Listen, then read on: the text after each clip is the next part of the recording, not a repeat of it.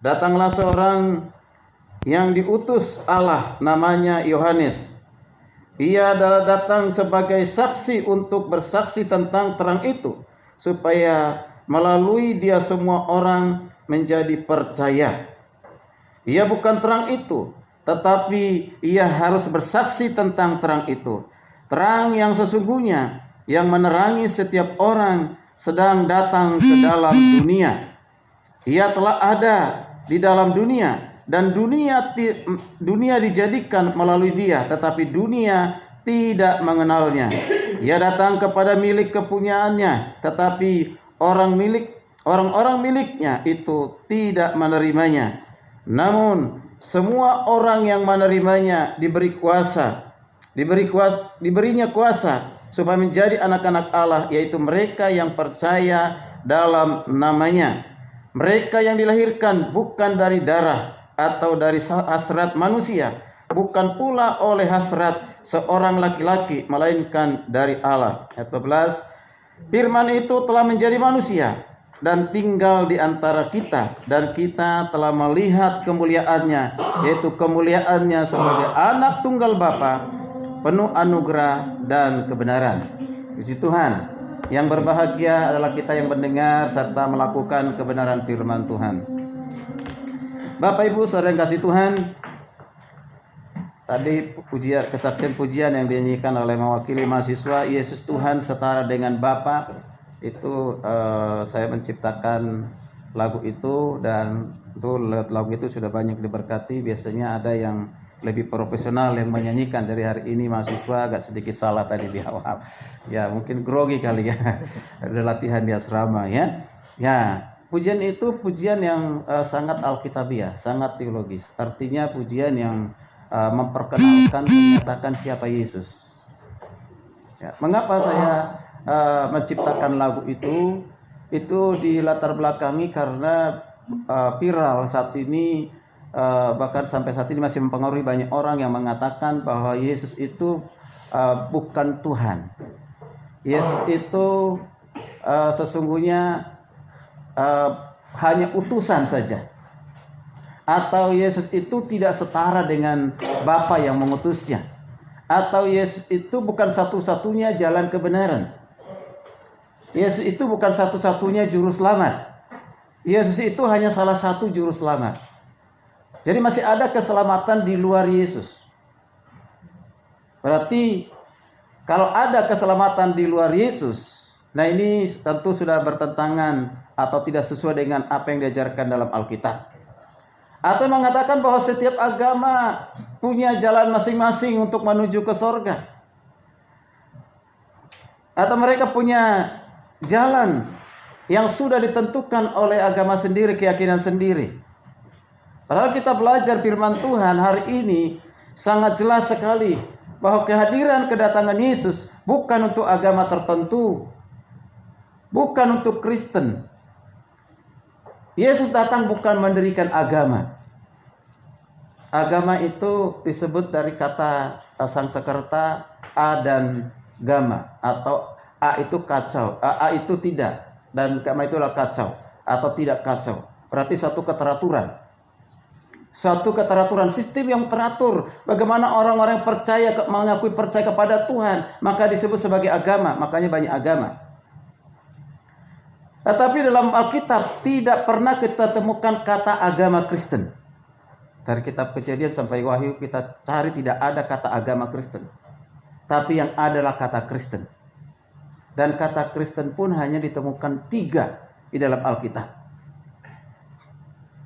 Ada di kitab Kisah Para Rasul 2, di Kisah Rasul 11 ayat 26 dan Kisah Rasul 26 ayat 24, dan juga di kitab 1 Korintus pasal 4. Hanya 3 itu. Kata Kristen itu awalnya ejekan. Ejekan dari orang-orang yang tidak percaya kepada Yesus. Orang-orang yang menolak Yesus. Jadi karena apa? Kristen itu dianggap sebagai golongan ataupun pengikut Kristus. Bagi mereka yang tidak percaya kepada Kristus masa itu, maka mereka memanggil pengikut Kristus atau murid-murid Kristus itu sebagai Kristen. Pertama kali di Antioquia. Di Kisah Rasul 11 ayat 26. Di situ pertama kali disebut murid-murid Kristus Kristen. Itu ejekan sebenarnya. Ya, ejekan.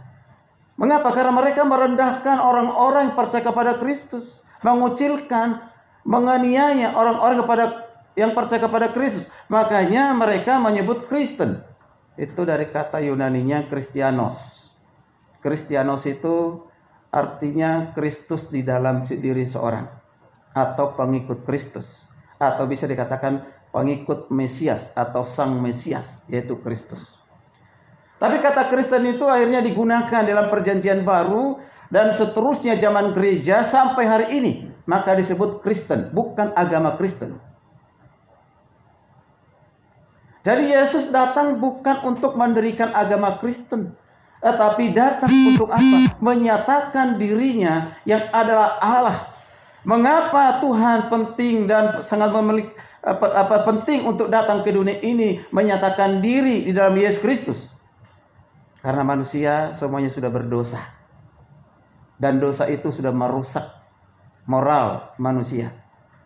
Sudah merusak pikiran, perasaan, kemauan, kehendak dari manusia. Sehingga manusia tidak dapat lagi mengenal Tuhan dengan benar. Di Kejadian 6 dikatakan, manusia sudah dikuasai oleh kejahatan dan dosa. Dan sampai hari ini. Jadi dosa itu menghambat orang untuk mengenal Tuhan dengan benar. Maka tidak ada jalan lain di mana manusia bisa mengenal Allah. Tidak ada cara manusia bagaimana manusia mengenal Allah kalau bukan dengan cara Allah sendiri. Manusia hari ini, bahkan semua agama berusaha mencari Allah, bahkan berusaha untuk mencari jalan lurus dan menganggap sudah ada di jalan lurus. Bahkan ada juga yang sudah menganggap agama yang paling benar. Bapak Ibu dan kasih Tuhan, semua dilakukan oleh manusia sepertinya kebaikan untuk mencari Tuhan. Tapi Alkitab mengatakan bukan manusia yang mencari Tuhan, tapi Tuhanlah yang mencari manusia. Bahkan Tuhan mengatakan bukan kamu yang memilih aku, tetapi akulah yang memilih kamu. Tuhan memilih kita, dan saya percaya setiap kita yang ada siang hari ini adalah pilihan Tuhan. Amin. Itu pilihan bukan karena kita layak dipilih. Bukan karena kita sudah dilahirkan, dibesarkan, atau kita beragama Kristen. Bukan. Tapi pilihan itu karena kasih karunia Tuhan. Dan pilihan itu sehingga dikaruniakan kepada kita iman kepada Yesus Kristus. Bapak Ibu yang kasih Tuhan, firman Tuhan hari ini yang kita baca dari Yohanes 1 ayat 1 sampai ayat yang ke-14. Ini adalah permulaan di mana Yohanes memperkenalkan, menyatakan Yesus Kristus. Yohanes itu bukan Yohanes Pembaptis. Yohanes adalah rasul yang sudah bersama-sama dengan Yesus. Menyaksikan, melihat, meraba, merasakan, mengalami Yesus di dalam kehidupannya, masa hidupnya Yesus di tengah-tengah dunia ini.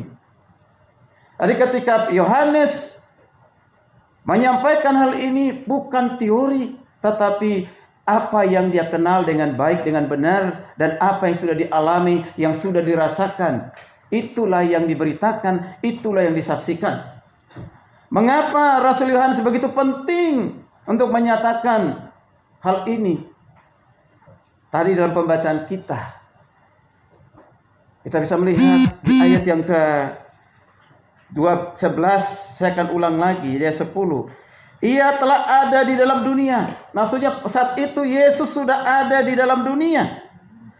Dunia dijadikan melalui dia. Kemudian dikatakan tetapi dunia tidak mengenalnya. Dunia tidak mengenalnya. Bukan kosmos secara dunia ini, tapi dunia itu maksudnya penghuni dunia, yaitu manusia. Tidak mengenalnya. Akibat dari tidak pengenalan itu, kita lihat di ayat 11. Ia datang kepada miliknya, tetapi orang-orang miliknya itu tidak menerimanya. Ia datang kepada milik kepunyaannya kalau di versi yang lain. Siapa milik kepunyaannya itu? Dalam konteks ini adalah bangsa Israel. Bangsa Israel itu bangsa pilihan Tuhan. Kalau kita dalam perjanjian lama, yang memilih bangsa Israel itu menjadi bangsa kesayangan, itu adalah Tuhan sendiri, bukan karena bangsa Israel itu sendiri. Bangsa Israel, di bangsa inilah dimulai sejarah keselamatan. Di bangsa inilah dinyatakan banyak firman Tuhan melalui para nabi. Begitu banyak nabi yang ditutup dengan terakhir nabi malaikat, tidak ada nabi yang lain. Mereka semua para nabi ini menyampaikan nubuatan, kebenaran tentang Yesus Kristus sedang Tuhan kepada bangsa Israel. Dari bangsa Israel berasal nabi-nabi itu. Dan disebut sebagai nenek moyang bangsa Israel, disebut dengan Abraham, Ishak, Yakub, dan seterusnya. Begitu spesial bangsa Israel ini, bagaimana mereka dipilih, mereka menjadi bangsa. Ketika mereka ada di tengah-tengah Mesir, di tempat perbudakan itu, Tuhan membebaskan mereka untuk masuk ke tanah perjanjian, tanah Kanaan. Tanah Kanaan yang dijanjikan oleh Tuhan kepada Abraham, pada Musa, dilanjutkan dengan kepada Yosua dan nabi-nabi yang lain. Tuhan menyatakan diri dalam perjalanan itu, mulai dari Mesir, mereka di gurun pasir, menyeberang lautan sampai ke tanah Kanaan, bahkan sampai di tanah Kanaan. Tuhan selalu menyatakan diri, disebut sebagai Allahnya bangsa Israel.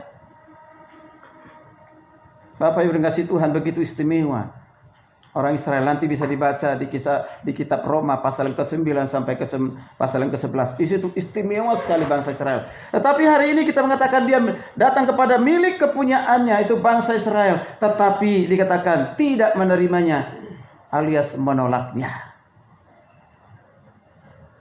Menolak Yesus. Ketika Yesus datang ke tengah-tengah dunia ini, mereka berpikir, bahkan mengira ataupun berharap Yesus itu datang bukan sebagai juru selamat, tetapi sebagai raja secara politik untuk membebaskan mereka dari penjajahan Romawi pada saat itu. Mereka menunggu raja, bukan raja sebagai juru selamat rohani, tapi secara fisik. Seperti presiden misalnya, perdana menteri misalnya. Itu yang mereka harapkan. Tapi Yesus datang bukan perkara itu, tapi perkara sorga dan bumi. Bahkan segala-galanya. Bapak Ibu dikasihi Tuhan, dikatakan tidak menerimanya, menolaknya. Mengapa?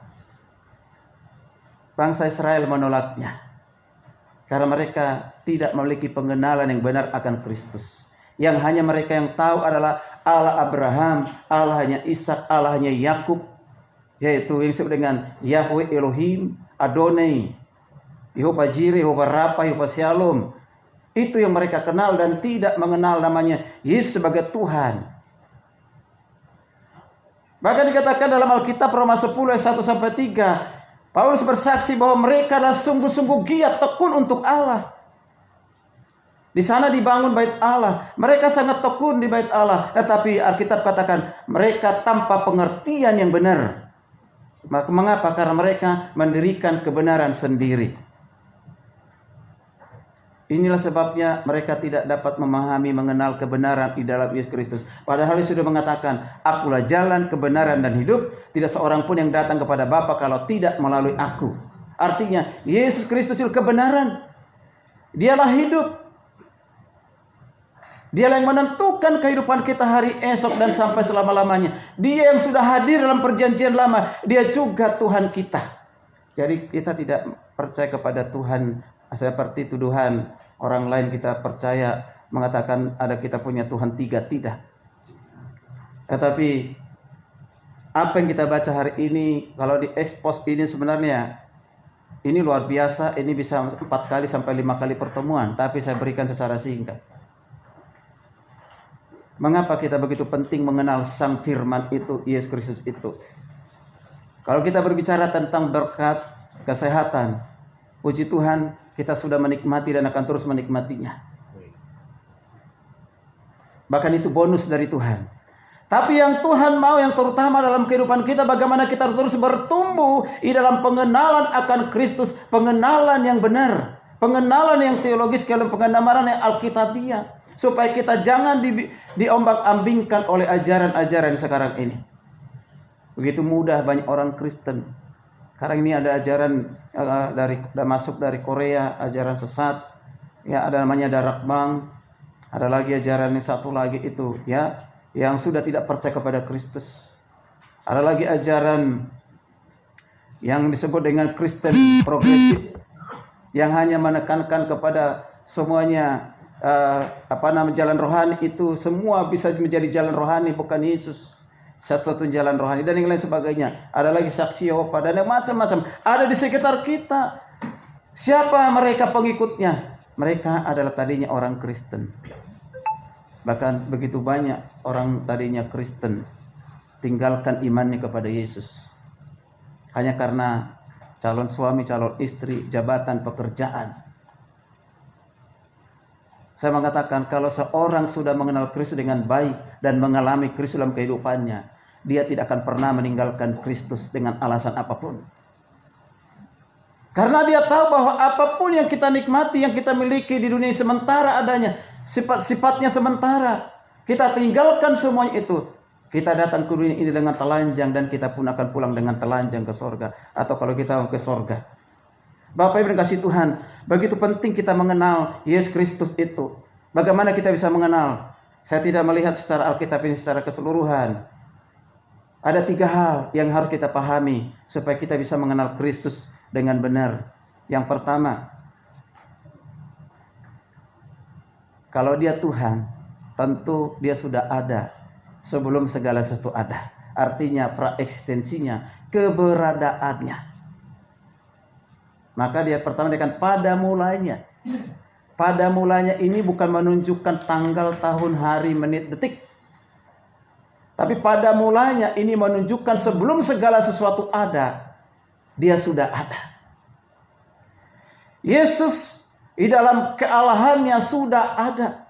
Jadi bukan Bethlehem awal dari keberadaan Yesus.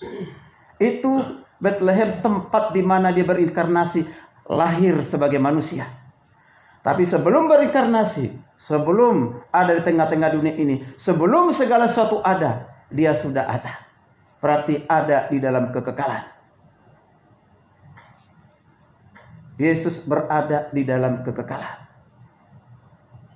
Ini yang harus kita tahu yang pertama. Mengapa penting menekankan hal ini? Karena banyak sekarang ini, kalau orang Kristen salah memahami, masih ada. Kalau yang di luar, itu wajar.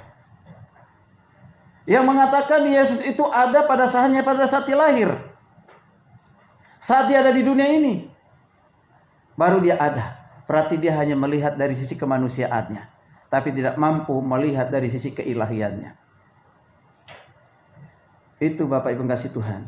Dia sudah ada di dalam kekekalan.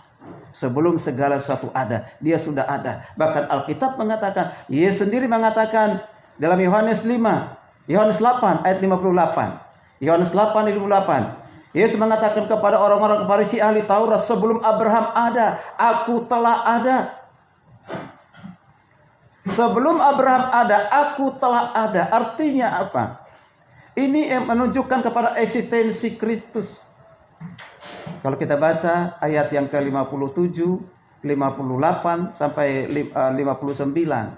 Apa reaksi dari orang-orang Farisi ahli Taurat pada saat itu? Membuat mereka marah dan mau melempar Yesus dengan batu. Mengapa? Karena mereka memahami, mengerti, ini Yesus menyatakan dirinya Allah. Bahkan Allahnya Abraham, Ishak, Yakub. Berapa umurmu? Kami tahu siapa bapamu, siapa ibumu, siapa saudaramu, di mana engkau lahir, apa pekerjaan ayahmu. Engkau mengatakan sebelum Abraham ada, engkau telah ada, engkau orang gila. Kira-kira seperti itu. Maka mereka marah. Mereka paham dan mereka orang pintar. Ya, reaksinya negatif ketika Tuhan memperkenalkan dirinya sebagai Allah yang sudah ada sebelum Abraham ada, bahkan sebelum segala sesuatu ada. Luar biasa. Bahkan kalau dikatakan bersama, firman itu telah bersama-sama dengan Bapa, bersama-sama dengan Allah. Kata Allah itu menunjukkan kepada pribadi yang pertama itu Bapa. Kata bersama-sama itu kalau kata yang digunakan itu hadap-hadapan. Hadap-hadapan bukan berarti pengertian secara biologis atau pengertian secara fisik. Artinya sudah ada bersama di dalam kekekalan, baik Bapa, Anak, dan Roh Kudus. Yaitu pengakuan iman rasuli. Percaya kepada Bapa, percaya kepada Anak atau Putra yang tunggal, percaya kepada Roh Kudus. Itu sudah ada di dalam kekekalan. Seringkali orang memahami ini tiga secara fisik, tidak demikian. Secara rohani. Itulah keunikan iman orang percaya, orang Kristen. Melampaui pikiran manusia. Kalau kita bisa memahami dengan sempurna Allah itu dengan pikiran manusia, maka dia bukan Allah. Berarti kita lebih hebat dari Allah. Tidak satu pun manusia bisa mengenal Allah dengan sempurna. Dan tidak akan pernah. Tetapi puji Tuhan, Tuhan berikan pengertian kepada kita. Itu oleh dikatakan dalam 1 Yohanes 5 ayat 20. Bahwa Tuhan mengaruniakan pengertian kepada kita supaya kita mengenal Allah yang benar di dalam anaknya, yaitu Yesus Kristus. Dialah Allah yang benar, yang sudah ada di dalam kekekalan. Puji Tuhan. Yang kedua, bagaimana kita bisa tahu membuktikan bahwa Allah itu adalah, bahwa Yesus itu adalah Allah? Bukan kita yang membuktikan, tapi menemukan pembuktian itu dalam Alkitab. Bapak Ibu kasih Tuhan, selain sudah ada dalam kekekalan, lalu yang kedua yang harus kita tahu, Yesus itu memiliki sifat. Sifat apa? Sifat yang maha tahu, sifat yang maha hadir, sifat yang maha kuasa. Itu semua dimiliki oleh Yesus.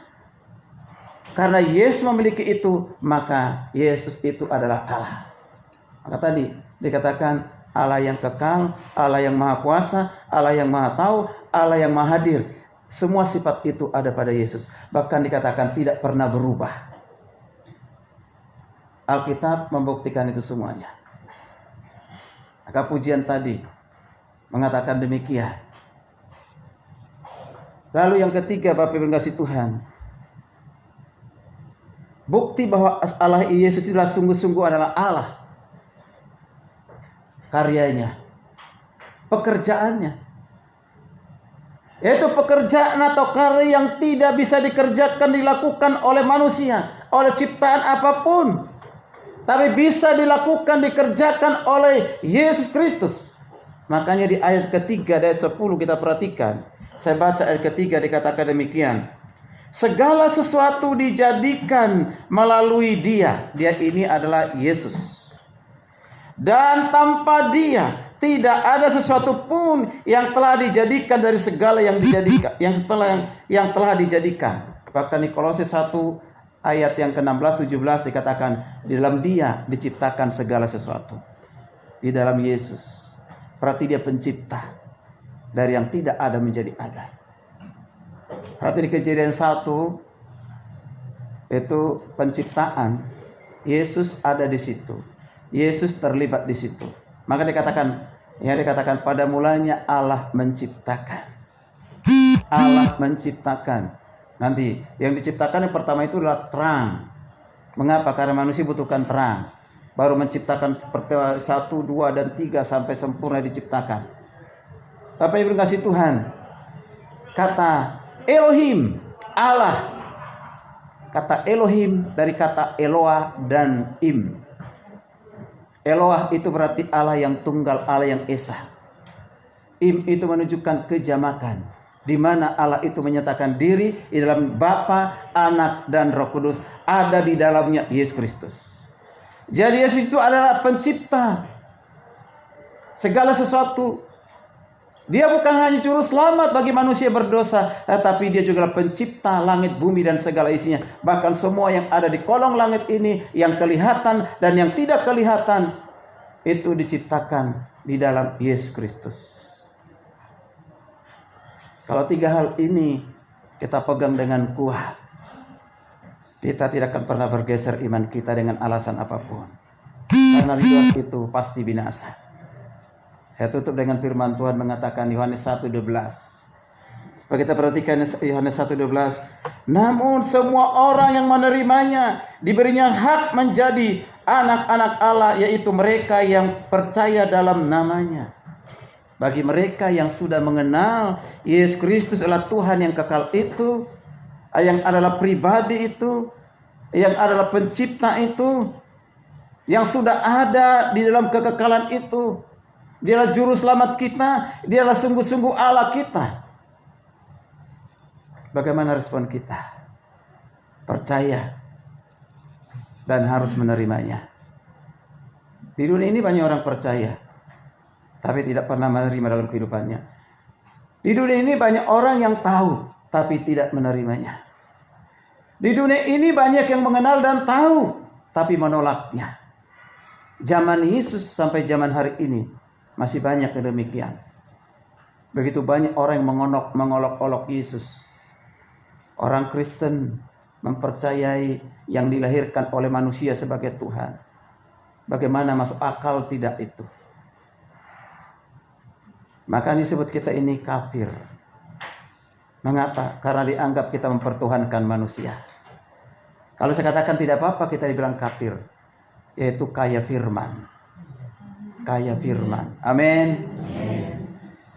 Mari Bapak Ibu, selain untuk kita, tapi juga untuk anak-anak kita, cucu kita, jangan sampai ada yang meninggalkan Yesus.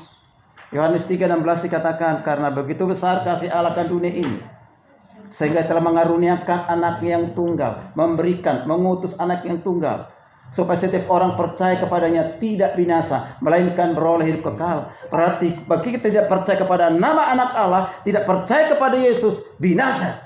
Alkitab katakan, bukan pendeta katakan, bukan gereja katakan. Tapi bagi mereka yang sudah percaya kepada nama anak Allah yang tunggal itu, monogenes itu, tidak ada yang lain, Alkitab katakan, mereka memperoleh kehidupan kekal. Barang siapa memiliki anak, ia memiliki hidup. Barang siapa tidak memiliki anak, ia tidak memiliki hidup. Itu dikatakan dalam 1 Yohanes 5 ayat 10 sampai yang ke-12. Artinya memiliki Yesus.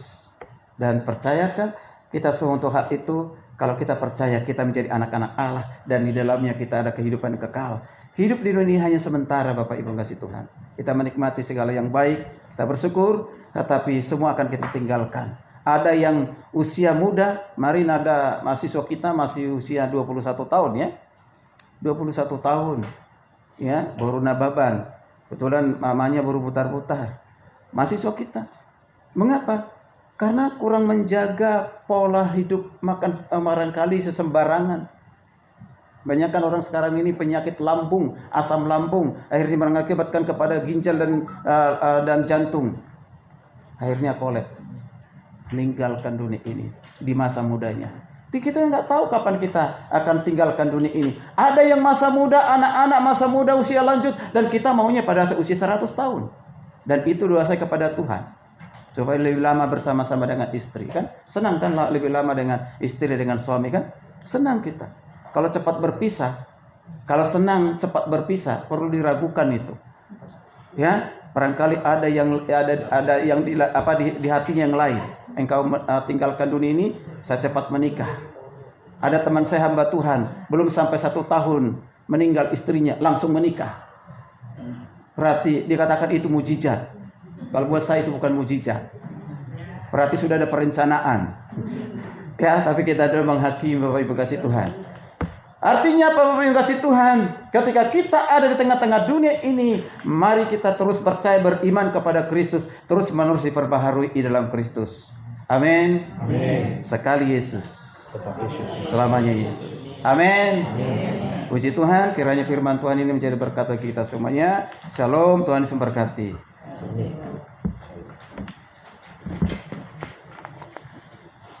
Mari kita berdoa mengucap syukur untuk firman Tuhan. Terima kasih Tuhan. Karena keterbatasan waktu, kami berhenti membaca merenungkan kebenaran firman-Mu.